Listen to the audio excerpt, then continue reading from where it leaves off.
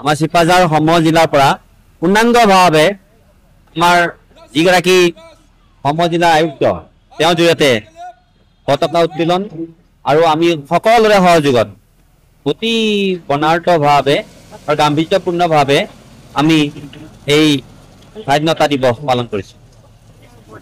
উলহ মালহ বুলি ক'ব লাগিব, কাৰণ নতুনত্ব দিয়া হৈছে কিছু কিছু, কিন্তু আমাৰ যিহেতু আন্তঃগাঁথনি কামখিনি শেষ হোৱা নাই, শেষ হ'লে দেখিব যে ইয়াতকৈ আৰু বেছি উলহ মালহ হ'ব আৰু বেছি বৰ্ণাঢ্য হ'ব।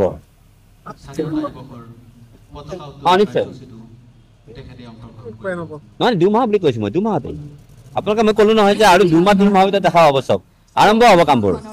মই ইতিমধ্যে কৈছোঁ কি যে আমাৰ ডক্টৰ হিমন্ত বিশ্ব শৰ্মা ডাঙৰীয়াই আমাৰ যি নেকি উন্নয়নৰ যি তেখেতৰ মানে সপোন, আৰু এই সপোন তেখেতে অকল আমাক কোৱাই নহয়, তেখেতে সেয়া ৰূপায়ণ কৰি এখন নৱ অসম নিৰ্মাণ কৰিবৰ কাৰণে যিমানখিনি কাম কৰিব লাগে তাৰে অন্ততঃ এতিয়ালৈকে 70% কাম তেখেতে কৰিছে। আৰু এই 70%ৰে আমাৰ দৰং জিলা আৰু চিপাঝাৰ সম জিলাত মই ইতিমধ্যে ঘোষণা কৰিছোঁ যে ৰাস্তা ঘাটকে আৰম্ভ কৰি মেডিকেল কলেজকে আৰম্ভ কৰি আকৌ আমাৰ দলঙকে আদি কৰি যি দলং নেকি ৰিং ৰোড, এই গোটেইবিলাকৰ ক্ষেত্ৰতেই নহয় অৰ্থনৈতিকভাৱে যাতে আমাৰ এইখন চিপাঝাৰ সম জিলা শক্তিশালী হয় তাৰ কাৰণে তেখেতে যিমানখিনি কাম কৰিব লাগে সিমানখিনি কামেই কৰিছে। গতিকে প্ৰকল্পই হওক বা আজি আপোনালোকে জানে যে আৰু কেইবাটাও আমি আমাৰ আত্মনিৰ্ভৰশীল কাম আমি আৰম্ভ কৰিছোঁ। এই আত্মনিৰ্ভৰশীল কামেৰে মই এটা কথা জানো যে 3 বছৰৰ ভিতৰতে চিপাঝাৰ সমষ্টি আত্মনিৰ্ভৰশীল সমষ্টি হিচাপে গঢ়ি তোলা হ'ব। হয়, ৭৯ সংখ্যক স্বাধীনতা দিৱস আমাৰ দেশৰ লগতে আজি চিপাঝাৰ সম জিলাতো অনুষ্ঠিত হৈছে। আমি সম জিলা কাৰ্যালয়ৰ সন্মুখত ইয়াতে আজি কাৰ্যসূচী পালন কৰিছোঁ।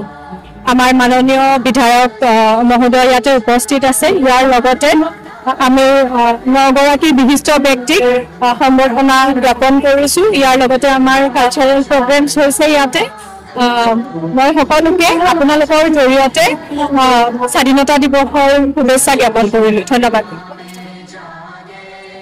9গৰাকী বিশিষ্ট ব্যক্তিক ইয়াতে সম্বৰ্ধনা জনোৱা হৈছে।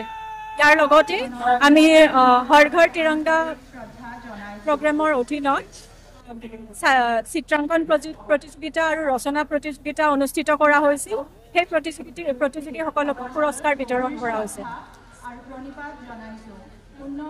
ইয়াতে কালচাৰেল প্ৰগ্ৰেমছ আমি অনুষ্ঠিত কৰিছোঁ। তাৰ লগতে ইতিমধ্যে জনোৱাৰ দৰে বিশিষ্ট ব্যক্তিসকলক আমি সম্বৰ্ধনা জ্ঞাপন কৰিলোঁ।